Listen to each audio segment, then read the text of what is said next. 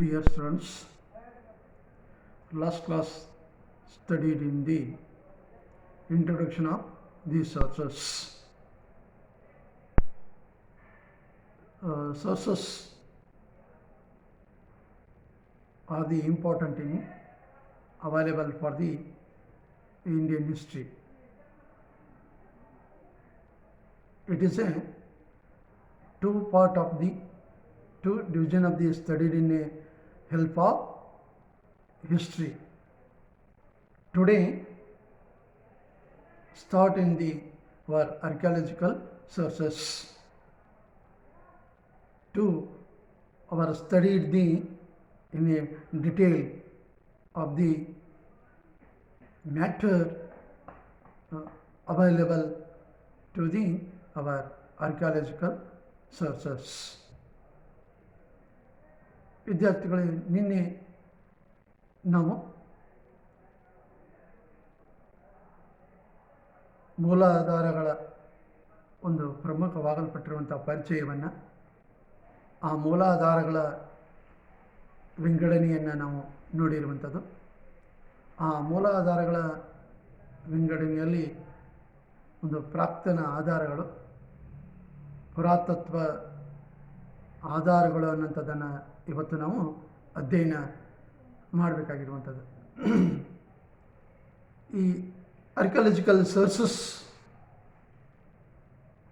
To study the in ancient antiquities called the our archaeology. Ancient time available for the in a more or the our antiquities to the in a our search, our research, our exploration mandate to available the in a archaeological sources.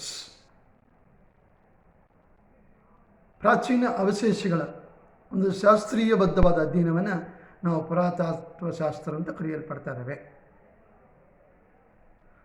ಪ್ರಾಚೀನ ಕಾಲದಲ್ಲಿ ಅನೇಕ ರೀತಿಯಾಗಿರ್ತಕ್ಕಂಥ ಒಂದು ಪಳೆಯುಳಿಕೆಗಳು ನಮಗೆ ಯಾವ ಭೂಮಿಯಲ್ಲಿ ಲಭ್ಯವಾಗಿದ್ದು ಅವುಗಳನ್ನು ಹೊರತೆಗೆದು ಗುರುತಿಸಿ ಅಧ್ಯಯನ ಮಾಡುವ ಒಂದು ವಿಧಾನ ಈ ಒಂದು ಪ್ರಾಕ್ತನ ಶಾಸ್ತ್ರದ ವಿಧಾನವಾಗಿದೆ. ಪೂರ್ವ ಇತಿಹಾಸದಿಂದ ಇತಿಹಾಸ ಕಾಲದವರೆಗೆ ಈ ಒಂದು ಪ್ರಮುಖವಾಗಲ್ಪಟ್ಟಿರುವಂಥ ಅಧ್ಯಯನವನ್ನು ಮಾಡುವಂಥದ್ದು ಈ ಪುರಾತತ್ವ ಶಾಸ್ತ್ರವಾಗಿದೆ. ಇಂಥ ಪುರಾತತ್ವ ಶಾಸ್ತ್ರವನ್ನು ನಮ್ಮ ಭಾರತದಲ್ಲಿ ಯಾವ ರೀತಿಯಾಗಿ ಇದು ಒಂದು ಪ್ರತ್ಯೇಕವಾಗಿರ್ತಕ್ಕಂಥ ಇನ್ಸ್ಟಿಟ್ಯೂಟ್ ಆಗಿ, ಸಂಸ್ಥೆಯಾಗಿ ಇಲ್ಲಿ ಸ್ಥಾಪನೆಯಾಗಿ ಕಾರ್ಯ ಮಾಡಿಕೊಂಡು ಬರ್ತಾ ಇದೆ ಅನ್ನೋದನ್ನು ಕೂಡ ನಾವು ಇಲ್ಲಿ ಕಾಣ್ತಾ ಇದ್ದೇವೆ. 1784 ವೇಳೆಯಲ್ಲಿ ಸರ್ ವಿಲಿಯಂ ಜೋನ್ಸನ್ ಅಂತವರು Royal Asiatic Society of Bengal ಅನ್ನೋಂಥ ಒಂದು ಸಂಸ್ಥೆಯನ್ನು ಪ್ರಪ್ರಥಮವಾಗಿ ಭಾರತದಲ್ಲಿ ಅವರು ಸ್ಥಾಪನೆಯನ್ನು ಮಾಡ್ತಾ ಇದ್ದಾರೆ, ಒಟ್ಟು ಹಾಕಲ್ಪಡ್ತಾ ಇದ್ದಾರೆ. ಈ ಒಂದು ಸಂಸ್ಥೆ ಯಾವ ಈ ಪ್ರಮುಖವಾಗಲ್ಪಟ್ಟಿರ್ತಕ್ಕಂಥ ಪ್ರಾಚೀನ ಅವಶೇಷಗಳ ಶಾಸ್ತ್ರೀಯ ಅಧ್ಯಯನದಲ್ಲಿ ಒಂದು ಮಹತ್ವದ ಕಾರ್ಯವನ್ನು ಮಾಡಿಕೊಂಡು ಬರ್ತಾ ಇದೆ. 1784 Sir William Jones to Royal Asiatic Society of Bengal to institute of the establishment of in India. Another one important person for the in our archaeological way of the survey of the in a James Prinsep. He was the secretary of the Royal Asiatic Society of Bengal. He is first to in a our studied for the Brahmi script to a successfully. First in the our Brahmi script studied the our successfully. To in a after the is a way of the in a our research minded for the other archaeologist. ಈ James Prinsep Royal Asiatic Society of ಬೆಂಗಾಲದ ಒಬ್ಬ ಕಾರ್ಯದರ್ಶಿಯಾಗಿ ಸೇವೆಯನ್ನು ಮಾಡಿರುವಂಥವರು. ಅವರು ಇಲ್ಲಿ ಪ್ರಥಮವಾಗಿ ಬ್ರಹ್ಮಿ ಲಿಪಿಯನ್ನು ಅಧ್ಯಯನ ಮಾಡಿರ್ತಕ್ಕಂಥವ್ರು, ಯಶಸ್ವಿಯಾಗಿ ಅವುಗಳನ್ನು ಅರ್ಥೈಸಿಕೊಂಡಿರುವಂಥವರು. ಈ ರೀತಿಯಾಗಿ ಇಂಥ ಒಂದು ಈ ಪ್ರಮುಖವಾಗಲ್ಪಟ್ಟಿರುವಂಥ to help of the studied in the Royal Asiatic Society of Bengal in our ancient Indian antiquities. After the our inscriptions to study for the helping of the our society. ಈ ರೀತಿಯಾಗಿ ಪ್ರಾಚೀನ ಒಂದು ಅವಶೇಷಗಳ ಬಗ್ಗೆ, ಪಳೆಯುಳಿಕೆಗಳ ಬಗ್ಗೆ, ಶಾಸನಗಳ ಬಗ್ಗೆ ಅಧ್ಯಯನ ಮಾಡುವಲ್ಲಿ ಇಲ್ಲಿ ಪ್ರಮುಖವಾಗಲ್ಪಟ್ಟಿರ್ತಕ್ಕಂಥದ್ದನ್ನು ಈ ಒಂದು ಸಂಸ್ಥೆ ಪ್ರಮುಖವಾಗಿ ಕಾರ್ಯನಿರ್ವಹಿಸಿಕೊಂಡು ಬರ್ತಾ ಇದೆ. Next 1904 Indian governor general Lord Curzon the ancient monuments preservation act of the implement of in India. 1904 ವೇಳೆಯಲ್ಲಿ ಭಾರತದ ಗವರ್ನರ್ ಜನರಲ್ನಾಗಿರುವಂಥ ಲಾರ್ಡ್ ಕರ್ಜನ್ ಪ್ರಾಚೀನ ಸ್ಮಾರಕಗಳ ಸಂರಕ್ಷಣಾ ಶಾಸನ ಅನ್ನುವಂಥದ್ದನ್ನು ಇಲ್ಲಿ ಒಂದು ಜಾರಿಗೆ ತರ್ತಾ ಇದ್ದಾನೆ. ಅಷ್ಟೇ ಅಲ್ಲದೆ he was the separately in founded establishment of the our archaeological department. ಈತನು ಪ್ರತ್ಯೇಕವಾದ ಒಂದು ಪುರಾತತ್ವ ಇಲಾಖೆಯನ್ನು ಕೂಡ ಇಲ್ಲಿ ಸ್ಥಾಪನೆಯನ್ನು ಮಾಡಲ್ಪಡ್ತಾ ಇದ್ದಾನೆ. ಈ ಪುರಾತತ್ವ ಇಲಾಖೆಯು ಕೂಡ ಭಾರತದಲ್ಲಿ 1904ರಿಂದ ಈ ಭಾರತದಾದ್ಯಂತ ಅನೇಕ ರೀತಿಯಾಗಿರುವಂಥ ಅನ್ವೇಷಣೆಯನ್ನು, ಸಂಶೋಧನೆಯನ್ನು, ಅಧ್ಯಯನ ಮಾಡುವಲ್ಲಿ ಪ್ರಮುಖ ಯಶಸ್ವಿಯಾಗಿ ಬಂದಿರತಕ್ಕಂಥದ್ದನ್ನು ನಾವು ಪ್ರಮುಖ ಅಂಶಗಳನ್ನು ಕೂಡ ಇಲ್ಲಿ ನಾವು ಕಾಣ್ತಾ ಇದ್ದೇವೆ. ಇಲ್ಲಿ Sir John Marshall he was the Director General of the Archaeological Department. Sir John Marshall ಅನ್ನಂಥವರು ಯಾವ ಈ ಪುರಾತತ್ವ ಇಲಾಖೆಯ ಒಬ್ಬ ಡೈರೆಕ್ಟರ್ ಜನರಲ್ ಆಗಿ ಇರ್ತಕ್ಕಂಥವರು. ಇಂಥ ಒಂದು ಈ ಒಂದು ಪುರಾತತ್ವ ಇಲಾಖೆಯಲ್ಲಿ ಒಂದು ಪ್ರಮುಖವಾಗಲ್ಪಟ್ಟಿರುವಂಥ ಯಾವ ಆರ್ಕಿಯಾಲಜಿಸ್ಟ್ ಅನ್ನಂಥವ್ರು, ಪುರಾತತ್ವ ಶಾಸ್ತ್ರಜ್ಞರು ಕೂಡ ಇಲ್ಲಿ ಬರ್ತಾ ಇದ್ದಾರೆ. ಅವರಲ್ಲಿ R D Banerjee, Dayaram Sahni, K N Dikshit, Mortimer Wheeler, Subrao, H D Sankalia, all are the our archaeologists for the studied in ancient antiquities. ಪ್ರಾಚೀನ ಅವಶೇಷಗಳ ಒಂದು ಅಧ್ಯಯನ ಮಾಡುವಲ್ಲಿ ಈ ಪುರಾತತ್ವ ಶಾಸ್ತ್ರಜ್ಞರು ಕೂಡ ಇಲ್ಲಿ ಪ್ರಮುಖವಾಗಲ್ಪಟ್ಟಿರ್ತಕ್ಕಂಥ ಒಂದು ಅನ್ವೇಷಣೆಗಳನ್ನು ಮಾಡಿರುವಂಥದ್ದು ನಮಗೆ ಕಂಡು ಬರ್ತಾ ಇದ್ದಾವೆ. ಅಂಥ ಒಂದು ಈ ರೀತಿಯಾಗಿ ಈ ಪುರಾತತ್ವ ಆಧಾರಗಳ ಚರಿತ್ರೆ ಅನ್ನೋದು ಈ ರೀತಿಯಾಗಿರ್ತಕ್ಕಂಥ ಒಂದು ಪ್ರತ್ಯೇಕತೆಯ ನಿಲುವಿನ ಮೇರೆಗೆ ಭಾರತದಲ್ಲಿ ಒಂದು ಜಾರಿಗೆ ಬಂದ ಮೇಲೆ ಇದರ ಅನ್ವಯವಾಗಿ ನಮ್ಮ ಭಾರತದಲ್ಲಿ ಒಂದು ಪ್ರಮುಖವಾಗಲ್ಪಟ್ಟಿರುವಂಥ ಯಾವ ಹೊಸ ನೆಲೆಗಳನ್ನು, ಪ್ರಾಚೀನ ಒಂದು ಪ್ರಮುಖವಾಗಲ್ಪಟ್ಟಿರುವಂಥ ನೆಲೆಗಳನ್ನು ಗುರುತಿಸುವಲ್ಲಿ ಒಂದು ಪ್ರಮುಖವಾಗಲ್ಪಟ್ಟಿರ್ತಕ್ಕಂಥ ಕಾರ್ಯವನ್ನು ಈ ಒಂದು ಪುರಾತತ್ವ ಇಲಾಖೆ ಕಾರ್ಯನಿರ್ವಹಿಸಿರುವಂಥದ್ದನ್ನು ನಾವು ಕಾಣ್ತಾ ಇದ್ದೇವೆ. ಇಂಥ ಪುರಾತತ್ವ ಇಲಾಖೆಯಲ್ಲಿ ನಾವು 4 ರೀತಿಯ ಒಂದು ವಿಧದಲ್ಲಿ ಅಧ್ಯಯನವನ್ನು ಮಾಡುವುದಾಗಿದೆ. ಅವುಗಳಲ್ಲಿ ಒಂದು ಭೂ ಉತ್ಖನನಗಳಂತ ಬರ್ತಾ ಇದ್ದಾವೆ, ಶಾಸನಗಳು ಬರ್ತಾ ಇದ್ದಾವೆ, ನಾಣ್ಯಗಳಂತ ಬರ್ತಾ ಇದ್ದಾವೆ, ನಂತರದಲ್ಲಿ ಯಾವ ಸ್ಮಾರಕಗಳಂತ ಬರ್ತಾ ಇದ್ದಾವೆ. ಈ ರೀತಿಯ 4 ವಿಧದಲ್ಲಿ ಈ ಪ್ರಾಕ್ತನ ಆಧಾರಗಳ ಒಂದು ಅಧ್ಯಯನವನ್ನು ನಾವು ಮಾಡಬೇಕಾಗಿರ್ತಕ್ಕಂಥದ್ದು. ಅಂಥ ಒಂದು ಪ್ರಾಕ್ತನ ಆಧಾರಗಳಲ್ಲಿ ನಾವು ಯಾವ ಭೂ ಉತ್ಖನನಗಳು ಅನ್ನೋಂಥದ್ದನ್ನು ಎಕ್ಸ್ಕವೇಷನ್ ಮೆಥಡ್ ಅಂತ ಹೇಳ್ತಾ ಇದ್ದೇವೆ.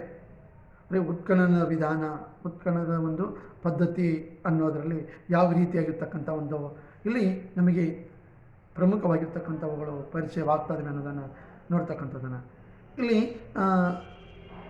ಭೂ ಉತ್ಖನನ ಅನ್ನೋದನ್ನು ನಾವು ನೋಡಿದಾಗ, ಈ ಭೂ ಉತ್ಖನನ ಅನ್ನೋದು ಪ್ರಾಚೀನ ನಿವೇಶನಗಳನ್ನು ಕ್ರಮಬದ್ಧವಾಗಿ ಅಗೆಯುವಂಥದ್ದು, ದಾಖಲಿಸುವಂಥದ್ದು ಮತ್ತು ಅದನ್ನು ಅಧ್ಯಯನ ಮಾಡುವಂಥ ಒಂದು ಪ್ರಕ್ರಿಯೆಯಾಗಿರುವಂಥದ್ದು. ಇದು ಉತ್ಖನನದ ಒಂದು ಕೆಲಸವಾಗಿರುವಂಥದ್ದು. ಅಂದರೆ ಉತ್ಖನ ಅಂದ್ರೇನು ಅನ್ನೋದನ್ನು ಕೂಡ ಇಲ್ಲಿ ನಾವು ಹೇಳ್ತಕ್ಕಂಥದ್ದನ್ನು ಅಂದರೆ ancient sites to the chronologically to the in a depth of the in a earth to the in a our find out recording and studied for the in a our excavation method ಅನ್ನೋಂಥದ್ದನ್ನು ಇಲ್ಲಿ ಈ ರೀತಿಯಾಗಿ ಒಂದು ಉತ್ಖನನದ ವಿಧಾನವನ್ನು ನಾವು ನಿವೇಶನಗಳನ್ನು ಅಗೆಯುವಂಥದ್ದು, ನಂತರದಲ್ಲಿ ಅವುಗಳನ್ನು ದಾಖಲಿಸುವಂಥದ್ದು, ಅವುಗಳ ಬಗ್ಗೆ ಅಧ್ಯಯನ ಮಾಡುವಂಥ ಒಂದು ಪ್ರಕ್ರಿಯೆಯನ್ನು ನಾವು ಭೂ ಉತ್ಖನನ ಅಂತೇಳಿ ಇಲ್ಲಿ ಕರೆಯಲ್ಪಡ್ತಾ ಇದ್ವಿ. ಇಂಥ ಒಂದು ಭೂ ಉತ್ಖನನದಲ್ಲಿ ನಾವು ಎರಡು ರೀತಿಯ ವಿಧಾನಗಳನ್ನು ಮತ್ತೆ ಇಲ್ಲಿ ಕಾಣ್ತಕ್ಕಂಥದ್ದು. ಯಾವ ಈ ಸಮತಲ ಭೂ ಉತ್ಖನನ, ಲಂಬ ಭೂ ಉತ್ಖನನ ಅಂತೇಳಿ ಮತ್ತೆ ಎರಡು ವಿಭಾಗಗಳನ್ನು ನಾವು ನೋಡ್ತಾ ಇದ್ವಿ. ಈ ಸಮತಲ ಭೂ ಉತ್ಖನನ ಅನ್ನೋಂಥದ್ದು ಏನಂತಂದರೆ, ಭೂಮಿಯ ಮೇಲ್ಭಾಗದಲ್ಲಿ ಮೇಲ್ಪದರಗಳಲ್ಲಿ ದೊರೆತಿರುವ ಲಭ್ಯವಾಗಿರುವಂಥ ಒಂದು ನಿವೇಶನಗಳನ್ನು, ಪಳೆಯುಳಿಕೆಗಳನ್ನು ಗುರುತಿಸಿ ಅಧ್ಯಯನ ಮಾಡುವಂಥ ಒಂದು ವಿಧಾನ ಇದು ಸಮತಲ ಭೂ ಉತ್ಖನನ.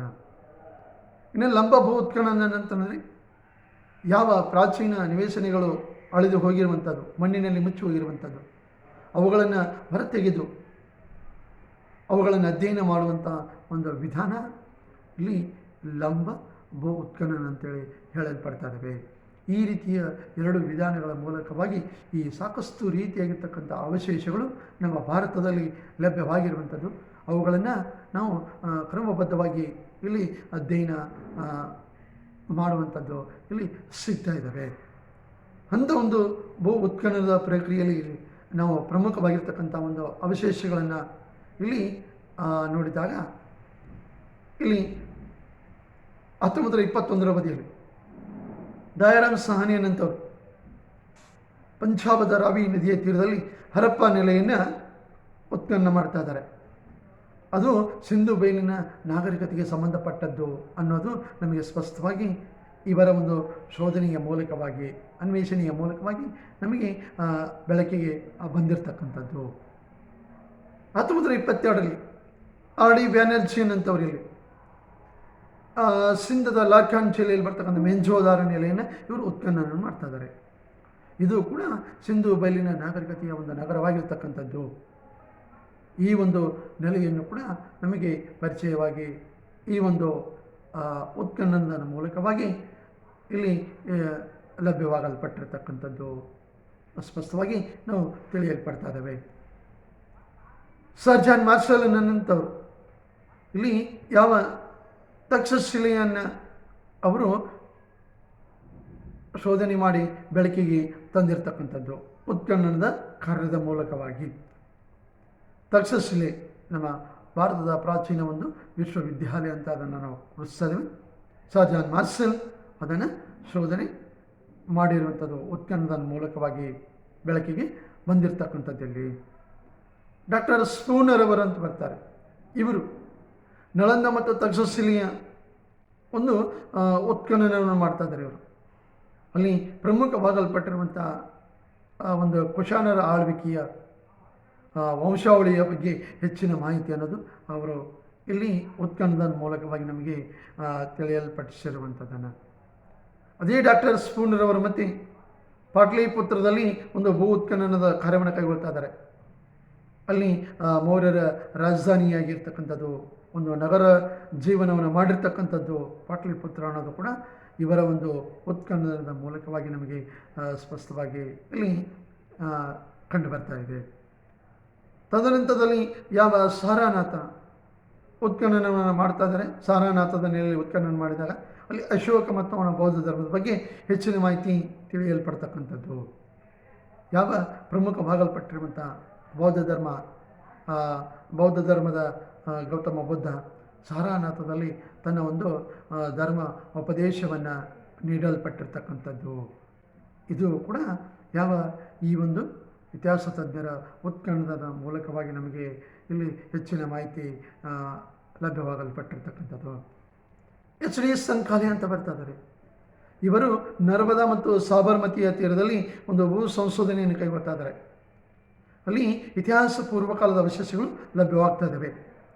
ಅಂದರೆ ಈ ಇತಿಹಾಸ ಪೂರ್ವಕಾಲಕ್ಕೆ ಸಂಬಂಧಪಟ್ಟಂಥ ಒಂದು ಪ್ರಮುಖವಾಗಲ್ಪಟ್ಟಿರ್ತಕ್ಕಂಥ ಪ್ರಾಚೀನ ಪಳೆಯುಳಿಕೆಗಳು ಅಲ್ಲಿ ನಮಗೆ ಲಭ್ಯವಾಗಿರ್ತಕ್ಕಂಥದ್ದು. ಅವುಗಳು ಕೂಡ ನಮ್ಮ ಭಾರತೀಯ ಚರಿತ್ರೆಯ ಮೇಲೆ ಬೆಳಕನ್ನು ಬೀರಲ್ಪಡ್ತಕ್ಕಂಥದ್ದು ಅನ್ನೋದು ಇಲ್ಲಿ ನಮಗೆ ಸಹಾಯಕಾರಿಯಾಗಿರ್ತಕ್ಕಂಥದ್ದನ್ನು.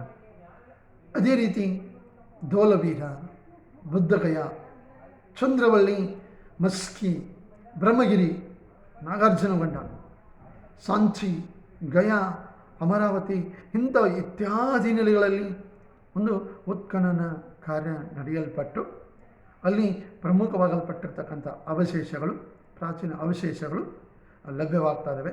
ಅಂದರೆ ಇವುಗಳು ಕೂಡ ನಮ್ಮ ಭಾರತದಲ್ಲಿ ಒಂದು ಪ್ರಮುಖವಾಗಲ್ಪಟ್ಟಿರುವಂಥ ಆಳ್ವಿಕೆಯನ್ನು ಮಾಡಲ್ಪಟ್ಟಿರ್ತಕ್ಕಂಥ ಆ ಪ್ರಾಚೀನ ಒಂದು ಪಳೆಯುಳಿಕೆಗಳು ಅಲ್ಲಿ ದೊರೆಯಲ್ಪಟ್ಟಿದ್ದು.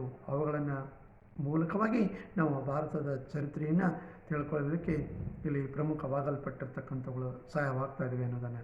ಹೀಗೆ ಈ ಉತ್ಖನನ ಕಾರ್ಯ ಅನ್ನೋಂಥದ್ದು ಇಂಥ ಒಂದು ನೆಲೆಗಳ ಪ್ರಮುಖವಾಗಿ ಗುರುತಿಸಿ ಇವು ಭಾರತದ ಒಂದು ಪ್ರಾಚೀನ ಒಂದು ಪ್ರಮುಖ ನೆಲೆಗಳು, ಅಲ್ಲಿ ಪ್ರಾಚೀನ ಜನರ ವಾಸವಾಗಿರ್ತಕ್ಕಂಥದ್ದು, ಅವರ ಒಂದು ಗೃಹಗಳ ಇರ್ಬೋದು, ಅವರ ಒಂದು ಉಡುಪುಗಳನ್ನು, ಜೊತೆಗೆ ಅವರ ಮನೆ ಬಳಕೆಯ ವಸ್ತುಗಳನ್ನು, ಇವು ನಮಗೆ ಈ ಉತ್ಖನನ ಕಾರ್ಯದಲ್ಲಿ ಲಭ್ಯವಾಗಿರ್ತಕ್ಕಂಥದ್ದನ್ನು. ಇವುಗಳ ಮೂಲಕವಾಗಿ ನಾವು ಈ ಒಂದು ಪ್ರಮುಖವಾಗಲ್ಪಟ್ಟಿರ್ತಕ್ಕಂಥ ಒಂದು ವಂಶಾವಳಿಗೆ, ಈ ಒಂದು ನೆಲೆಗೆ ಸಂಬಂಧಪಟ್ಟದ್ದು ಅನ್ನೋಂಥ ಒಂದು ಅರ್ಥೈಸಿಕೊಳ್ಳುವಂಥ ಒಂದು ಸ್ಪಷ್ಟವಾದ ಒಂದು ನಿರೂಪಣೆಯ ಕಲ್ಪನೆಯನ್ನು ಕೊಡ್ತಕ್ಕಂಥದ್ದು ಈ ಒಂದು ಭೂ ಉತ್ಖನನ ಕಾರ್ಯದಲ್ಲಿ ನಾವು ಕಾಣ್ತಾ ಇದ್ದೇವೆ. ಹೀಗೆ ಉತ್ಖನನಗಳು ನಮ್ಮ ಭಾರತದ ಇತಿಹಾಸ ರಚನೆಯಲ್ಲಿ ತುಂಬ ಸಹಾಯಕವಾಗಿರ್ತಕ್ಕಂಥ ಒಂದು ಆಧಾರಗಳಾಗಿವೆ ಅನ್ನೋದನ್ನು ನಾವು ಇವೆಲ್ಲವುಗಳ ಮೂಲಕವಾಗಿ ಇಲ್ಲಿ ತಿಳ್ಕೊಳ್ತಾ ಇದ್ದೇವೆ.